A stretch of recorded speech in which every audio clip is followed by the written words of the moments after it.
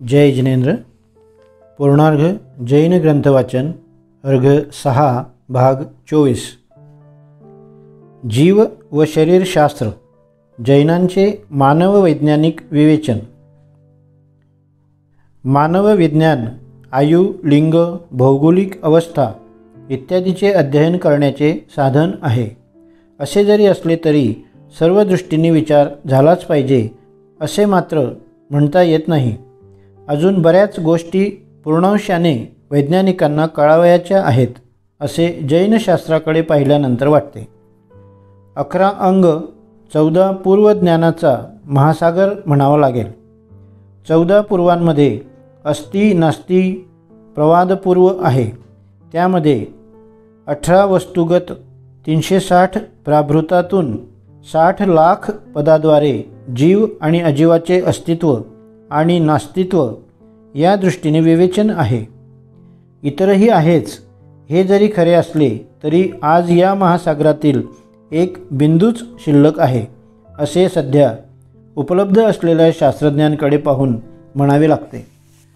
प्रस्तुत लघुकाय लेखात जीवद्रव्याचे प्रामुख्याने मानव वैज्ञानिक विवेचन थोडक्यात करावयाचे आहे। शोध म्हणजे मार्गणा। ज्या ज्या गुणधर्म विशेषांनी जीवद्रव्याचा शोध घेतला जातो त्यास मार्गणा म्हणतात। उहापोह, संशोधन, शोधमीमांसा हे एकार्थवाची शब्द आहेत। अशा मार्गणा 14 आहेत।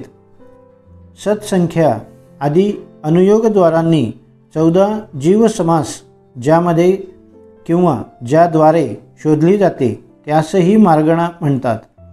त्या अशा: 1 गती, 2 इंद्रिय, 3 काय, 4 योग, 5 वेद, 6 कषाय, 7 ज्ञान, 8 संयम, 9 दर्शन, 10 लेश्या, 11 भव्यत्व, 12 सम्यकत्व, 13 सज्ञत्व व 14 आहार। यांच्या थोडक्यात व्याख्या अशा: 1 गती म्हणजे जी प्राप्त केली जाते त्यास गती म्हणतात। 2 जे प्रत्यक्षात हालचाल करतात त्यास इंद्रिय म्हणतात।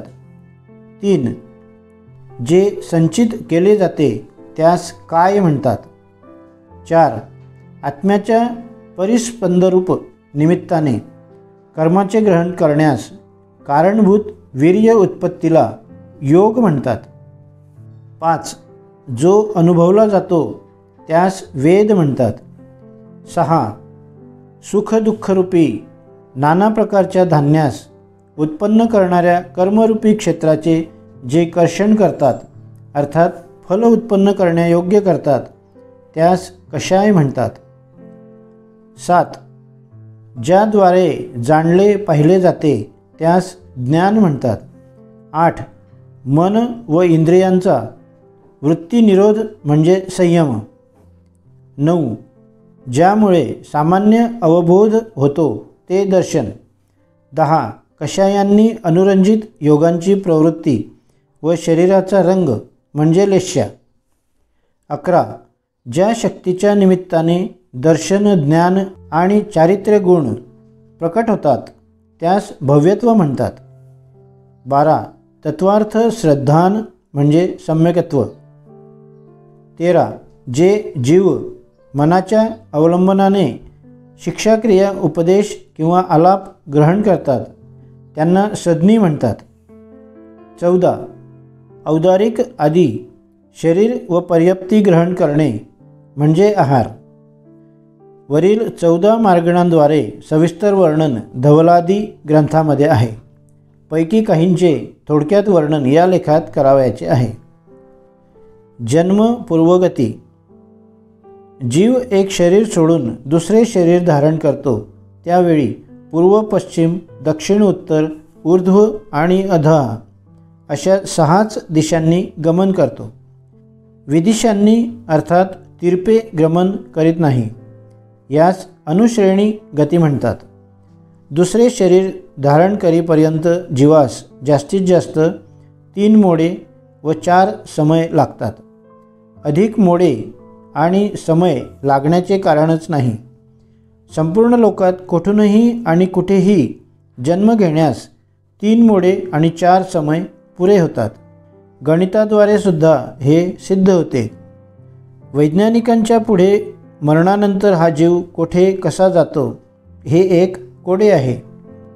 त्या दृष्टीने जैनांनी वर्णन केलेली अनुश्रेणी गती व मोडे या दोन्ही गोष्टी अत्यंत महत्त्वाच्या आहेत. जीव पूर्ण कधी होतो? ज्याप्रमाणे घर, घट, वस्त्रादिक अचेतन द्रव्य पूर्ण आणि अपूर्ण 2 प्रकारचे असतात, त्याप्रमाणे जीवसुद्धा पूर्ण आणि अपूर्ण अशा 2 प्रकारचे आहेत. पूर्वजीवांना पर्याप्त आणि अपूर्ण जीवांना अपर्याप्त म्हणतात. ज्यामुळे जीव पूर्ण होतात त्यांना पर्याप्ती म्हणतात.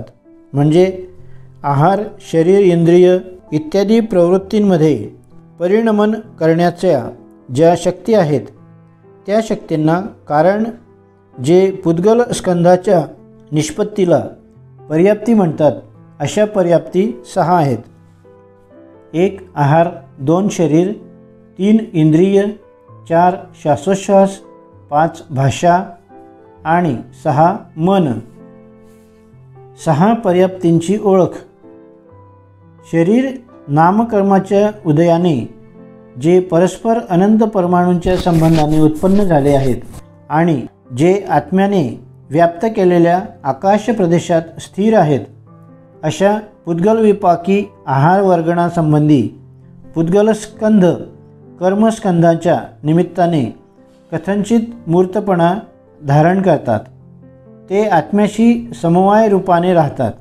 ते स्कंध, खल व रस रूप होऊ शकतात. अशा व्यक्तीला धारण करणाऱ्या पुद्गलस्कंधाच्या प्राप्तीला आहार पर्याप्ती म्हणतात.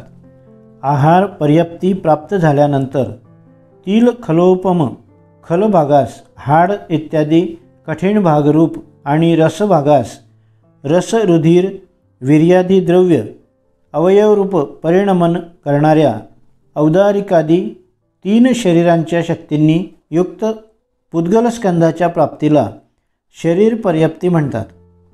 पदार्थांना ग्रहण करणे रूप शक्तीच्या उत्पत्तीला निमित्तभूत पुद्गलस्कंधाच्या प्राप्तीला इंद्रिय पर्याप्ती म्हणतात.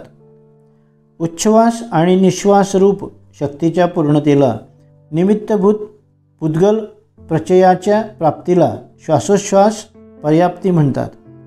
भाषा वर्गणीच्या स्कंधाच्या निमित्ताने भाषारूप परिणमन करण्याच्या शक्तीला निमित्तभूत नोकर्म पुद्गल प्रचय प्राप्तीला भाषा पर्याप्ती म्हणतात. आणि अनुभूत अर्थाच्या स्मरणरूप शक्तीच्या निमित्तभूत मनोवणा स्कंधांनी निष्पन्न पुद्गल प्रचयाच्या प्राप्तीला मनपर्याप्ती म्हणतात. पर्याप्ती केव्हा आरंभ होतात, केव्हा पूर्ण होतात त्यांचा क्रम. या 6ही पर्याप्ती एकाच वेळी सुरू होतात. कारण असे की जन्मसमयापासूनच त्यांचे अस्तित्व असते, पण पूर्णता क्रमाने होते. शरीर ग्रहण झाल्यानंतर एका समयापासून अंतमुहूर्तापर्यंत आहार पर्याप्ती पूर्ण होते. आहार पर्याप्तीनंतर एका अंतर्मुहूर्तात शरीर पर्याप्ती पूर्ण होते. त्यानंतर एका अंतर्मुहूर्तात इंद्रिय पर्याप्ती पूर्ण होते. इंद्रिय पर्याप्ती पूर्ण झाल्याबरोबर बाह्य पदार्थांचे ज्ञान मात्र नसते. त्यानंतर पर्याप्ती अंतर्मुहूर्तात पूर्ण होऊन नंतरच्या अंतर्मुहूर्तामध्ये मनपर्याप्ती पूर्ण होते. आहार पर्याप्तीपासून मनपर्याप्ती पूर्ण होण्याचा क्रम लक्षात घेण्यासारखा आहे.